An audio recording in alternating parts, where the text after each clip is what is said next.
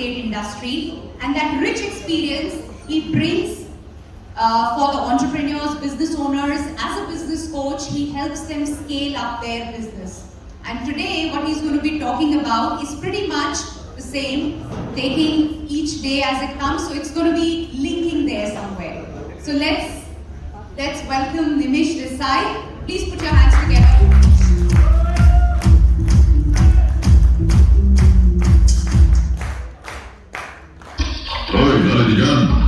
मेरे अजीज दोस्त, तेरा बादशाह इतनी दूर जाता है और तुम उससे नाराज होता है, घूम होता है।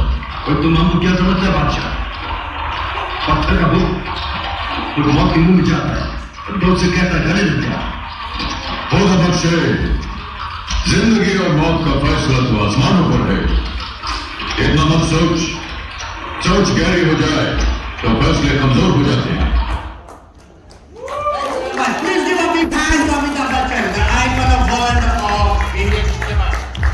While you're doing that, please give a big hand to the icon of fumble and stumble world, Mr. nimishmdesai. I'm sure most of us are married here, alright? And those who are not married have loved ones there at home. Now what happens when somebody does not reach home at 10? They are supposed to reach at some time and they have not reached home. What happens? We start thinking of the reasons why he's not reached home. And the first thought that comes to our mind is always brilliant. So what I'm going to do today is I'm going to tell you one Guru Mantra that I've lived all my life with. Alright? It's the Guru Mantra that has made me reach dizzy heights, made me director at 4 companies and helped me found 2 proprietary firms. You all would like to know that Guru Mantra? Yes. Okay, but before I tell that, let me, for the benefit of all those people who did not understand Hindi, translate that dialogue for you. What Amitabh said was, when your thought process becomes so intense that your intent and determination to do something weakens. Alright? So the Guru Mantra is going to be jump without thinking. You need to jump in your life for all occasions without thinking. Now we just saw, and I told you about, we had the first thought as a negative thought. Since we are built like that, most of us are not enlightened enough to be not touched by that negative emotion phenomena. So what happens? The same thing happens when we venture into the uncharted territory. When we want to get into something which we've not done before, we start overanalyzing. How many people are there in that field? Will I be able to sell my product? Will people buy my services?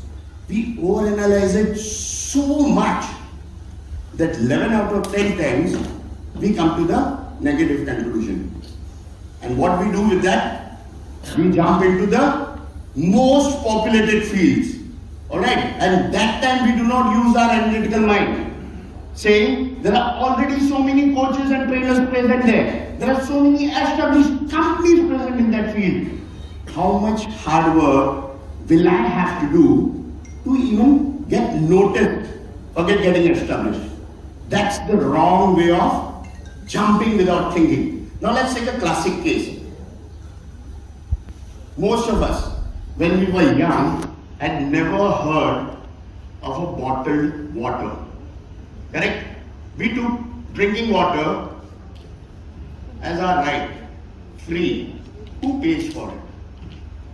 When the first time water bottle came out into the market at ₹10 per liter, we all laughed. What we said? Who's gonna pay 10 rupees for 1 liter of water? And today, even when you go to a restaurant, you ask for a mineral water bottle. Right? Knowing the fact that by law, the restaurant is supposed to install filter to serve you free drinking water. Imagine all those companies who started the water bottle had done over-analysis. Who's going to buy my water bottle? It's free across the globe. Will I be able to recover my cost? It's a huge factory cost, establishing, marketing. Will I be able to salvage something? Would you be able to do that? Would you be having all these bottles here today in front of you if they had done over-analysis? What they did was, they jumped without thinking. Now I'm not telling you, when I'm telling you jump without thinking, is that go right in the center of the road or go and stand on the track and say, if I'm supposed to die today, the car or the train will run over me. But if I'm supposed to live, I'll be made into a superstar for 10 seconds. I'll be flying across and fall somewhere and I'll only break bones. I'm not telling you that to do, my friends. What I'm telling you is, go out, do research on your subject, do the market analysis, make a project report, do business model, but for God's sake, do not overanalyze that data. Because the moment you start overanalyzing the data, you overanalyze it so much that your analytical mind hits up to an extent where out of 30 times, 10 times you freeze. And what you do? Again, drift towards the negative conclusion. Some of you may try going towards the positive conclusion, but you go half-hearted. Okay, and then you say, the first hurdle, biggest hurdle that comes, that was wrong here. I should not have got into it. Get into the full conviction. I'm going to tell you one great story which is made world famous by Guru Murli about the king, his daughter, her marriage, the world famous pond full of crocodile. Now all those people who've not heard it, there was a king, had a princess, he wanted her to get married. He said, whoever swims across this pond full of crocodile, he'll get her hand. Now all those people, grooms, were standing across the pond, over-analyzing the situation again. Will I be able to swim fast enough? Can I deep down inside so that crocodile doesn't detect me? What if nobody does it? Will things change? They all were doing over-analyzing the situation. But one lucky fellow got pushed into the pond. Now he did not have the luxury of doing all this analysis. Alright, he did not have that chance to see, hey, can I swim? Who pushed me? He had just one option, to swim across. And what happened? He swam across. At the result, all those grooms were over-analyzing. They clapped and threw flower petals in his marriage. Dear friends, I want to ask you one question. Do you want to be those grooms who clap and threw flower petals in somebody's marriage, or you want to be one of those bride or groom? Think about it. It's your choice, alright? Who you want to be. Now this brings me to an interesting story. Many of you know here, but most of you don't. So let me start the story like Guru Murli always says. Once upon a time, there was a Golu who lived in Gujarat. During the COVID time, he bought one small training program from an institute called MS International. He liked the program. So he bought another training program online at double the cost.